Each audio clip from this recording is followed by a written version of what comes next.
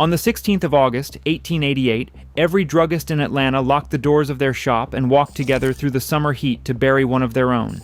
The man in the coffin had invented something, a dark carbonated syrup that he sold from a pharmacy counter for 5 cents a glass. He died broke, still chasing the morphine that had owned him since the Civil War. His name was John Stith Pemberton. The drink was Coca-Cola.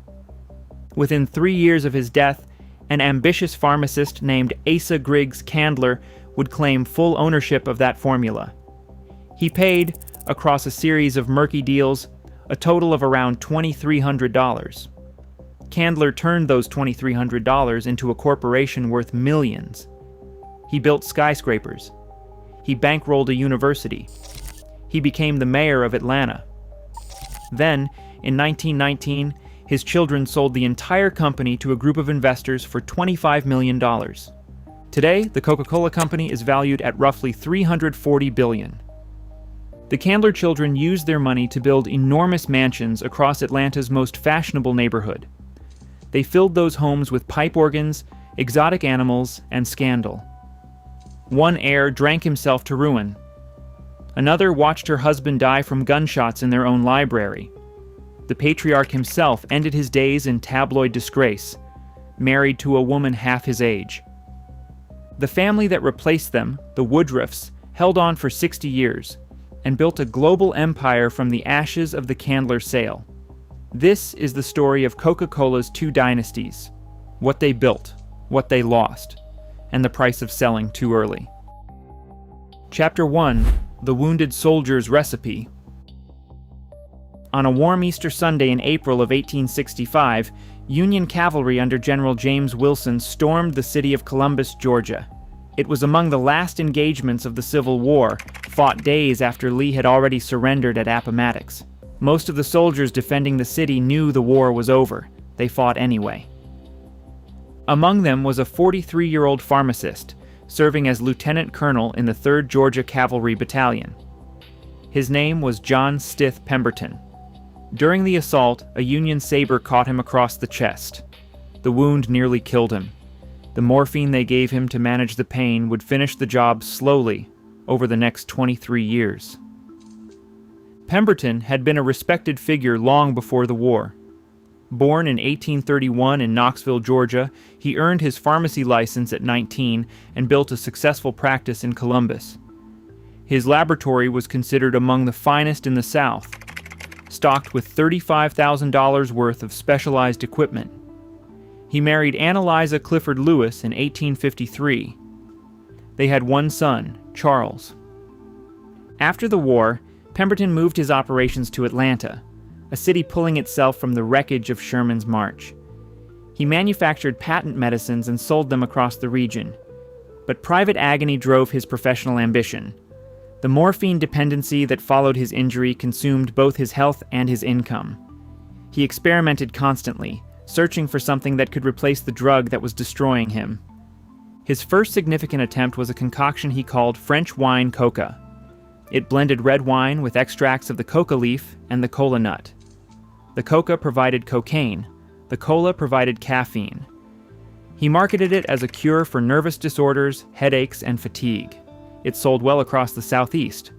But in 1886, Atlanta and Fulton County passed temperance legislation that banned the sale of alcohol. Pemberton's profitable tonic was suddenly illegal. He had to reformulate. Working with drugstore owner Willis Venable, he stripped out the wine and adjusted the recipe through trial and error. What emerged was a thick, sweet syrup. Mixed with carbonated water at a pharmacy counter, it produced something altogether different from medicine. Pemberton's bookkeeper, Frank Robinson, suggested the name. He thought 2 capital C's would look striking in advertising. Robinson also penned the flowing script logo by hand. It remains virtually unchanged to this day. On May 8, 1886, the first glass of Coca-Cola was poured at Jacob's Pharmacy in downtown Atlanta. It sold for 5 cents. About 9 servings moved on an average day. Pemberton ran his first newspaper advertisement 3 weeks later, calling it delicious, refreshing, and invigorating. He sensed the formula had potential. He He told associates that it might someday become a national drink, but his body was failing. Stomach cancer joined the morphine addiction in draining whatever remained of his strength. Desperate for money, he began selling off pieces of his ownership to various business partners around Atlanta.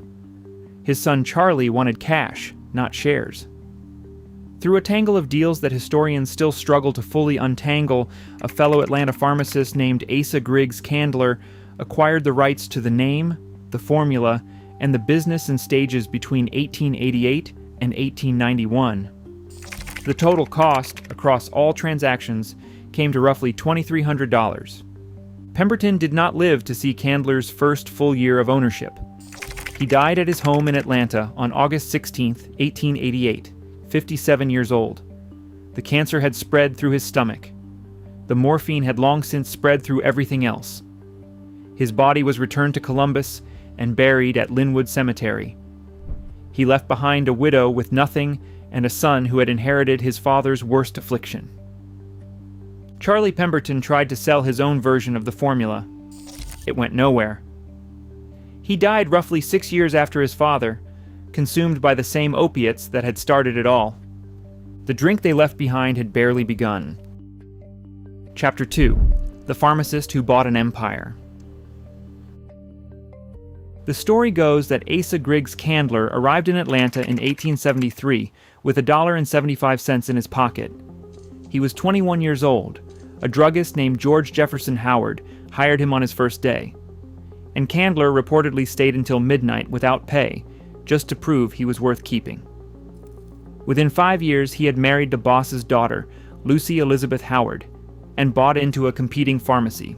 Within a decade, he owned it outright. Candler was not a glamorous figure. He was a Methodist who did not drink, did not approve of idleness, and measured a man's character by how early he arrived at the office. He built a profitable business manufacturing patent medicines, but he understood that the real money was in finding one product that could sell everywhere. He first tasted Coca-Cola sometime in the late 1880s. Candler suffered from chronic headaches. Someone offered him a glass. He liked it. More importantly, he watched other people like it. While Pemberton saw medicine, Candler saw a refreshment. The acquisition of the formula cost him roughly $2,300 across several transactions. What came next cost him everything he had in a different sense. His first strategic decision was critical. He stopped advertising Coca-Cola as a cure for ailments and began promoting it simply as a delicious drink. In 1892, he incorporated the Coca-Cola Company with an initial capitalization of $100,000. Then came the coupons. Thousands of handwritten tickets offering a free glass at any participating drugstore. He sent barrels of syrup to pharmacies that had never heard of the product, wagering that once people tasted it, they would come back and pay. By 1895, Coca-Cola was sold in every state and territory in the country. Syrup sales had grown from roughly 9,000 gallons in 1890 to more than 370,000 gallons by 1900. He also sold the bottling rights. In 1899, 2 lawyers from Chattanooga convinced Candler to let them bottle and distribute Coca-Cola across most of the United States. He charged them $1. He did not believe bottles would amount to much. Within 20 years, more than 1,000 bottling plants were operating nationwide. It was one of the most consequential misjudgments in American business. As wealth accumulated, Candler remade Atlanta. He completed the Candler Building on Peachtree Street in 1906, a 17-story marble tower that became the city's tallest structure and first steel skyscraper. He developed the Druid Hills neighborhood, personally financing roads and water lines. In 1914, he pledged $1 million and 75 acres to relocate Emory College from the small town of Oxford to Atlanta, where it became Emory University.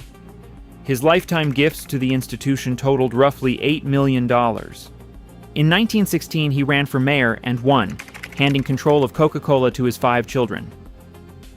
The following May, a warehouse fire in the 4th Ward spread across 50 city blocks and destroyed more than 1,500 homes. Candler ordered houses dynamited to starve the flames. The city rebuilt. But by 1919, His wife Lucy was dead of breast cancer after 41 years of marriage. Within months, the children he had entrusted with his empire did the one thing he never expected. They sold it. Chapter 3: The Bottle That Conquered America. By 1915, Coca-Cola had a problem that had nothing to do with taste. It had imitators, dozens of them. Companies with names like Coca-Cola, Toca-Cola, and Mo-Cola were filling identical straight-sided bottles with similar-looking syrup and hoping nobody would notice. Many customers did not. Paper labels peeled off in the ice buckets where shopkeepers stored their drinks, and once the label was gone, every bottle looked the same. The Coca-Cola Bottling Association wanted a bottle so distinctive that a person could recognize it by touch in the dark. Even broken on the ground, the shape alone should give it away. They sent the challenge to roughly 10 glass manufacturers across the country. In Terrace, Indiana, a team at the Root Glass Company went looking for inspiration. The designer, a machinist named Earl Dean, walked to the local library with a colleague and searched for images of the coca leaf and cola nut. They found neither. What they did find in the Encyclopedia Britannica was an illustration of a cocoa pod. Coca-Cola had nothing to do with cocoa, but the pod had an elongated shape with prominent ribs that caught Dean's eye. He sketched a bottle based on its curves. The original prototype was fatter than what eventually went into production. The bulging center would not fit the existing bottling machinery, so the design was slimmed and adjusted over the summer of 1915. The patent was filed under the name of Root Glass's plant supervisor, Alexander Samuelson. Dean chose lifetime employment at the company over a $500 prize. Coca-Cola's executives picked the Root design as the clear winner. Bottlers across the country began using the new Contour bottle in 1917. Within a few years, it had become the most recognizable commercial container in the world. In 1950, it became the first consumer product ever featured on the cover of Time magazine. The bottle did more than sell drinks. It made Coca-Cola impossible to counterfeit, and it turned a liquid commodity into something closer to a branded object. When Asa Candler's children decided to cash out 2 years later, the Contour bottle was part of what made the company worth buying at a price that would have seemed absurd a generation earlier. Chapter 4: The $25 million Mistake. The children did not agonize over the decision. Their father had handed them control of the Coca-Cola Company in 1916 when he became mayor. Their mother was dying. The business, while enormously profitable, faced an uncertain regulatory climate and growing legal battles over caffeine and labeling. When a syndicate led by Ernest Woodruff, president of the Trust Company of Georgia, offered $25 million, the Candler heirs took it. The deal closed on September 5, 1919. It was the largest financial transaction in the history of the American South. The new owners immediately restructured the company and took it public. 500,000 shares were offered at $40 each. Investors across Atlanta lined up to buy. A single share purchased that year would eventually be worth millions. Asa Candler, still mourning his wife, accepted the sale with resignation. He later remarked that when he gave the children the business, it became theirs to do with as they wished. He would not have sold, he said, but from a business standpoint, they had driven a hard bargain. Whether he believed that or merely needed to, the record does not say. The children believed they had been shrewd. $25 million in 1919 was an almost incomprehensible fortune. They could not have known that the company they had just released would grow into one of the most valuable corporations on earth. They could not have foreseen Robert Woodruff, Ernest's 33-year-old son, who would take the presidency in 1923 and spend the next 6 decades turning Coca-Cola into a global empire. What the Candler children could see was the money in front of them, and they spent it exactly the way you would expect the heirs of a southern dynasty to spend a sudden fortune. They built mansions. Chapter 5: The Mansion Arms Race. Along Briarcliff Road and the surrounding streets of Druid Hills, the Candler children planted their fortunes into the ground. One by one, between roughly 1916 and 1922, each of the 5 heirs built an estate designed to outshine the others. Their father had given them a neighborhood. They turned it into a monument. The eldest, Charles Howard, built Callanwoldy.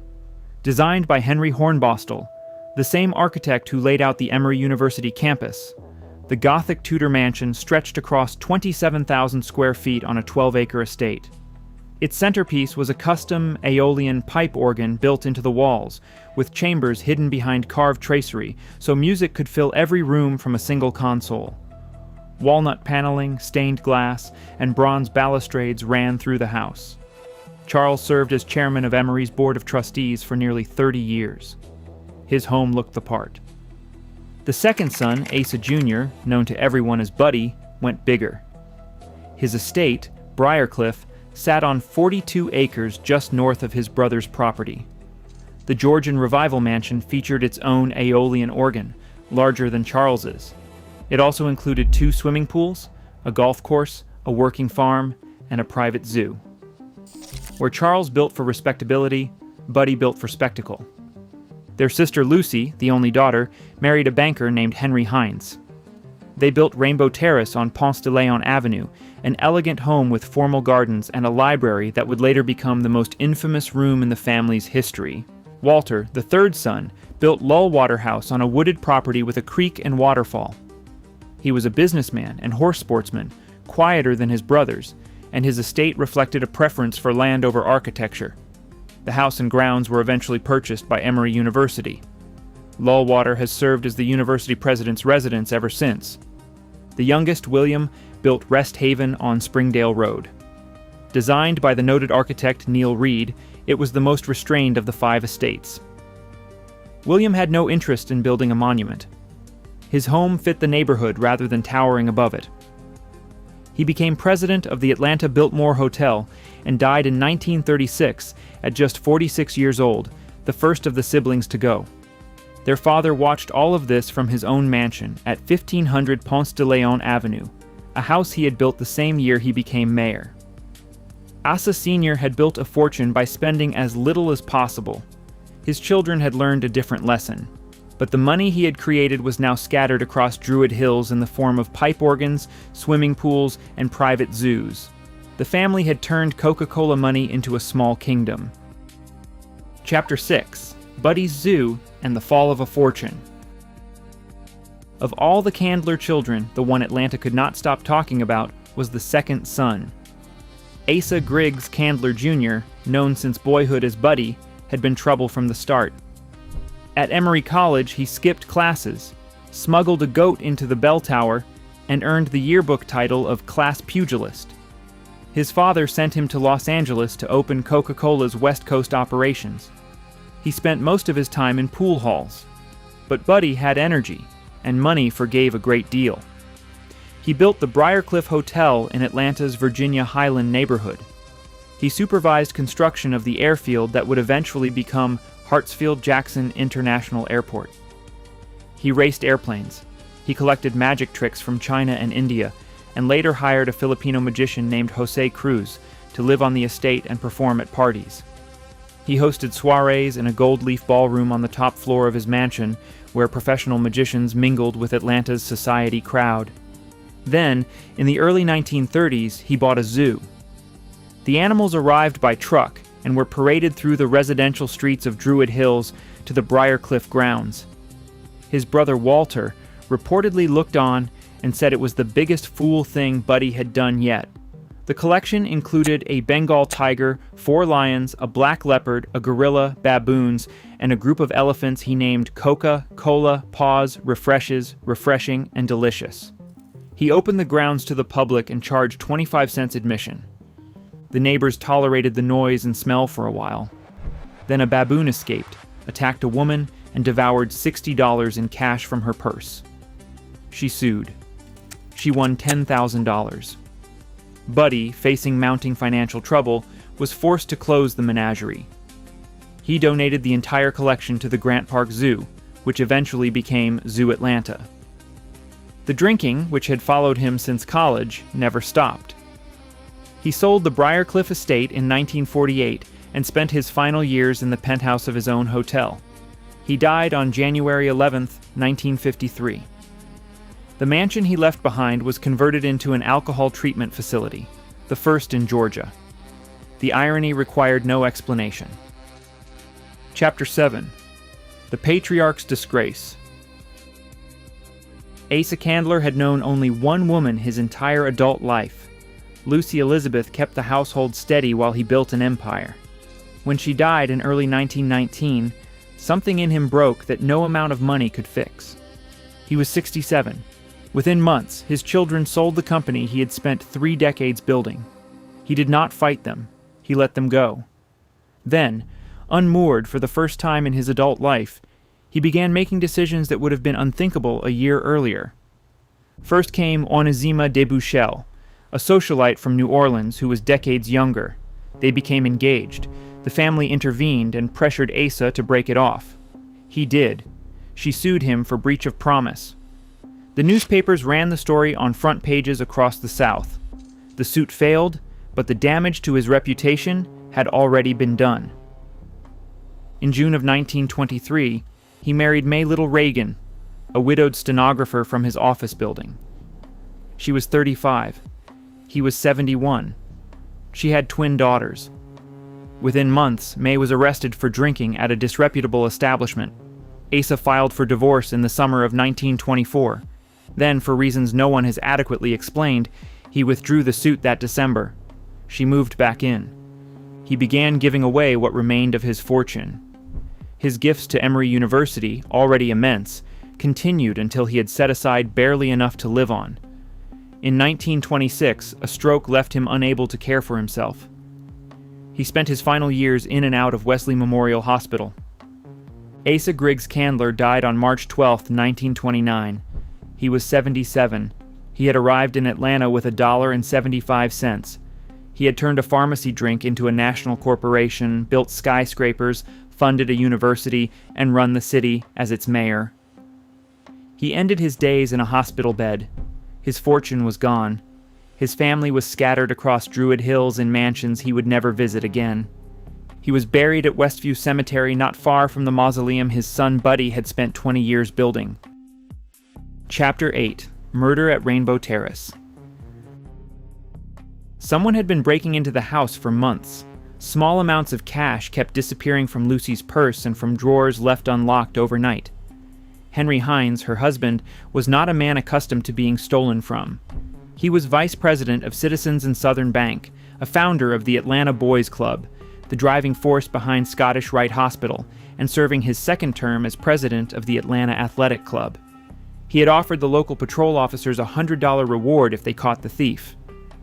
2 officers, Marion Blackwell and Bill Miller, had begun patrolling the grounds each night. Hines kept watch himself some evenings, sitting up late in the rooms facing the garden. On the evening of September 28, 1943, a railroad worker named Blaylock was at home recovering from a recent surgery. Friends arrived and invited his wife on a country drive. She took the children and left. Alone and restless, Blaylock drove across town to Druid Hills. He had broken into Rainbow Terrace twice before. The second time, just weeks earlier, he had taken $80 from Lucy's purse in the dressing room. He knew the layout of the house. That same evening, Hines was inside. He was 63 years old. When the intruder entered, Hines did not call the police. He went after the man himself. What happened next remains disputed. Lucy called the hospital and the police around 10 that night. The first report said Hines and a companion had been wrestling with a burglar. When officers Blackwell and Miller arrived, the same 2 men who had been patrolling the property for weeks, they encountered a figure crouching in the bushes outside the house and opened fire. It was not the intruder. It was the couple's son-in-law, Dr. Bryant King Van, whose property connected to Rainbow Terrace by a dirt path. Van survived. He insisted he had come to investigate the commotion. He always disputed whether he had fired first. Henry Hines did not survive. He was found shot in the library, the same room where the family had entertained guests for 2 decades. Blaylock later confessed. He wrote his account on a yellow sheet of paper, describing how he had entered the house, how Hines had confronted him, and how the encounter turned fatal. The Candler family posted a $2,500 reward. Lucy hired Raymond Ector, a retired city detective known for blending into saloons and back alley bars, to track down additional leads. Ector told the press his investigation was progressing satisfactorily and that he had located new witnesses. He never came close to finding anything the official account had missed. The case was closed, but Atlanta never fully accepted it. Rumors persisted for years that a relative, not a stranger, had pulled the trigger. The son-in-law in the bushes, the officers who already knew the property, the conflicting accounts of who fired when, none of it settled cleanly. Lucy described the intruder as either a light-skinned black man or a white man. Police found dark smudges near the window where the intruder had entered. Some speculated that someone had wanted to appear to be something they were not. Lucy could not bear to remain in the house. She eventually married Enrico Leda, a cellist and conductor who had founded a forerunner of the Atlanta Symphony Orchestra. She lived until 1962. Rainbow Terrace passed through other hands and was eventually divided into condominiums. The library where Henry Hines died is still there. Chapter 9: The Man Who Made Coca-Cola Global. Robert Woodruff was nothing like the Candlers. He had no interest in mansions, pipe organs, or private zoos. He failed out of Georgia Tech. He barely lasted a term at Emory, where faculty later noted he excelled mainly at cutting classes and spending money. He started his career at 19, shoveling sand at a foundry in Atlanta for wages his father considered beneath the family name. What Robert Woodruff had was an instinct for selling things, and once he found his way into sales at the White Motor Company in Cleveland, he rose so fast that he was a vice president before he turned 30. When his father, Ernest, led the syndicate that purchased Coca-Cola from the Candler children, Robert had bought shares of his own. By 1923, those shares were in trouble. Stock that had been offered at $40 had fallen to $18. The company owed more than it could pay. 3 of Ernest's associates traveled to New York to persuade Robert to take over. He agreed, despite a salary of $36,000 a year, roughly $50,000 less than he had been earning at White Motor. He later explained the decision plainly. He figured if he could bring the stock back to what he had paid for it, he would sell, get even, and go back to selling cars and trucks. He never went back. Instead, he rebuilt the company around a single obsession: quality. He found that some fountain operators were cheating on the syrup, that bottling plants were unclean, that bottles were coming off the line half-washed. He abolished the traditional sales department and replaced it with a service department, whose job was not to push syrup, but to help bottlers and distributors improve their operations. He set up training schools for fountain salesmen. He launched a massive advertising campaign built around the slogan that would define an era: the pause that refreshes. His deeper ambition went beyond America. He wanted Coca-Cola to be, in his words, within arm's reach of desire, everywhere in the world. Not just in drugstores, not just in bottles. Anywhere a person might be thirsty, a Coca-Cola should be waiting. Under his direction, bottling operations opened across Latin America, Europe, and Asia. By the late 1930s, the company was operating in 44 countries. The drink began to feel less like a product and more like an extension of American identity. Woodruff understood this. He did not just sell syrup. He sold an image of satisfaction that crossed borders and languages. He had married Nell Hodgson in 1912. They had no children.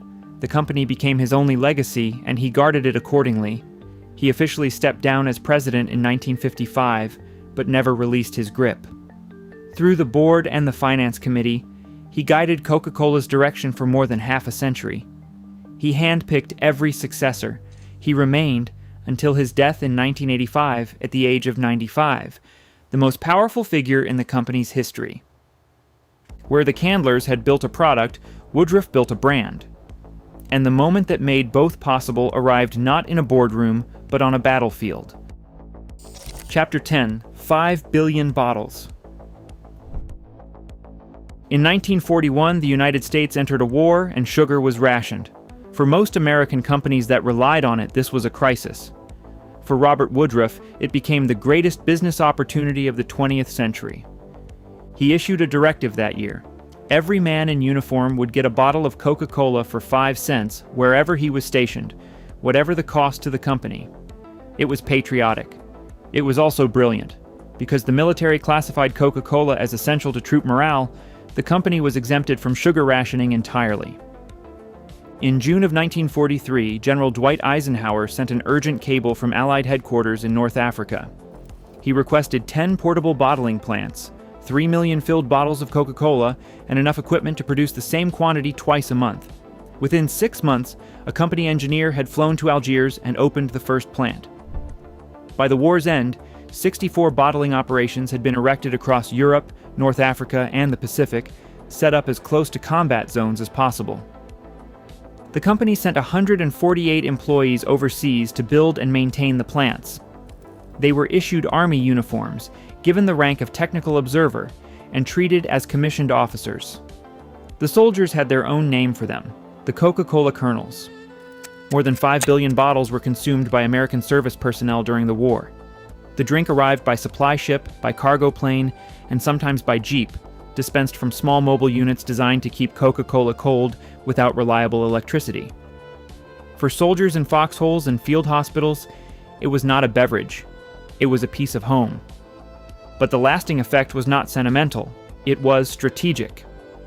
In every country where those 64 plants operated, local populations tasted Coca-Cola for the first time. When the war ended, the infrastructure remained. Plants that had been built to serve soldiers were converted to serve civilians. Between the mid-1940s and 1960, the number of countries with bottling operations nearly doubled. What had begun as a wartime gesture became the foundation for a global business that no competitor could replicate. Even the Soviet military developed a taste for it. Marshal Georgy Zhukov, who led the Red Army into Berlin, was introduced to Coca-Cola by Eisenhower during post-war negotiations. Zhukov liked it so much that he requested a special colorless version, so it would resemble vodka and draw less attention from Moscow. The company quietly obliged.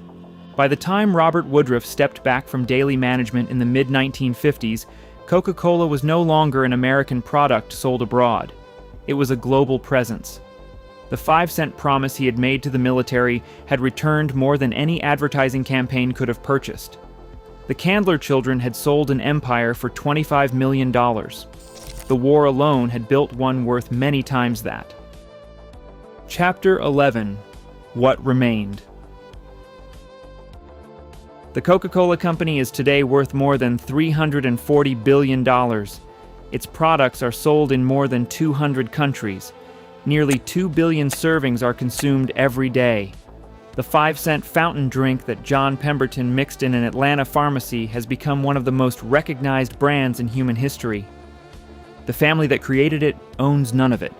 The mansions outlasted the Candlers. Not all of them, and not gracefully, but the houses that Coca-Cola money built along Briarcliff Road and Ponce de Leon Avenue are still standing, each one repurposed for something the family never imagined.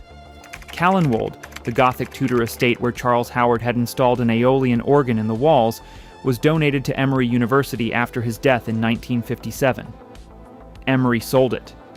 It passed through a church, then to DeKalb County, and in 1972 it became the Callenwold Fine Arts Center. Today it hosts jazz concerts, poetry readings, and painting classes in rooms that were built to impress Atlanta society.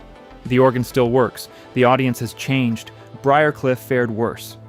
After Buddy went bankrupt and sold the estate in 1948, the government planned a veterans hospital that never materialized. In 1953, the year Buddy died, the mansion became the Georgian Clinic, Georgia's first alcohol treatment center. The man who could not stop drinking had built the house where others would learn to. Later, it housed the Georgia Mental Health Institute. When that closed in the late 1990s, Emory University absorbed the campus, but left the mansion itself vacant.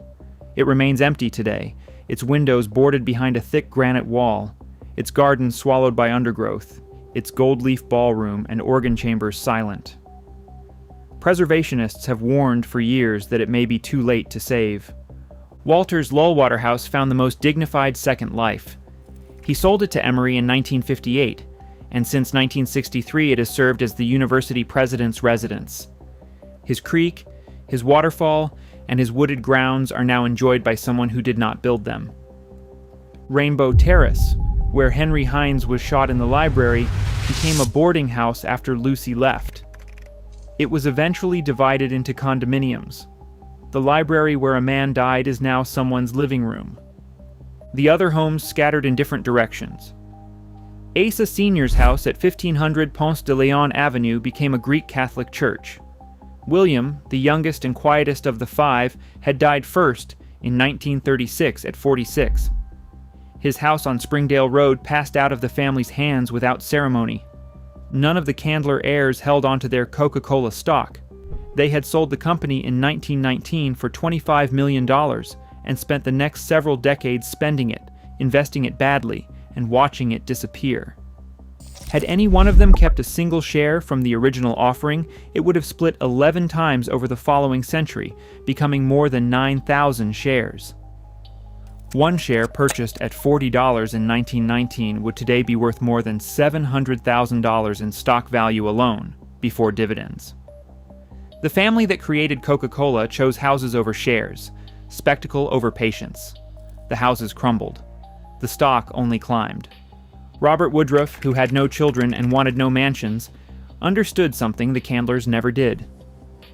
He gave most of his fortune away, but he did it while holding on to the stock that generated it. His single gift to Emory University in 1979, $105 million in the form of 3 million Coca-Cola shares, was at that time the largest donation ever made to a single educational institution. He funded the arts center that now bears his name, the park in downtown Atlanta that bears his name, and a health sciences center at Emory that bears his name. He preferred to give anonymously. He had a foundation called Trebor, which was simply his first name spelled backward. Much of Atlanta did not learn who had been paying for their city until after he was gone. Woodruff died in 1985 and was buried at Westview Cemetery, the same grounds where Asa Candler had been laid to rest more than half a century earlier. The founder of the company and the man who made it immortal ended up in the same soil, a few hundred yards apart. But in Druid Hills, only the Candler name still clings to the walls. You can walk through Callenwold on a Tuesday evening and hear a piano student practicing in a room where Charles Howard once entertained governors. You can drive past Briarcliff and see nothing but boarded windows behind stone. Pemberton died broke. Candler died diminished. The children died scattered. Woodruff died at 95, still holding shares he had bought more than 60 years earlier. The drink outlived them all. It outlived the mansions, the zoos, the pipe organs, and the fortunes. Somewhere right now, someone is opening a bottle of Coca-Cola who has never heard any of their names. That was always the point. The product was never about the people who made it. It was about the people who drank it.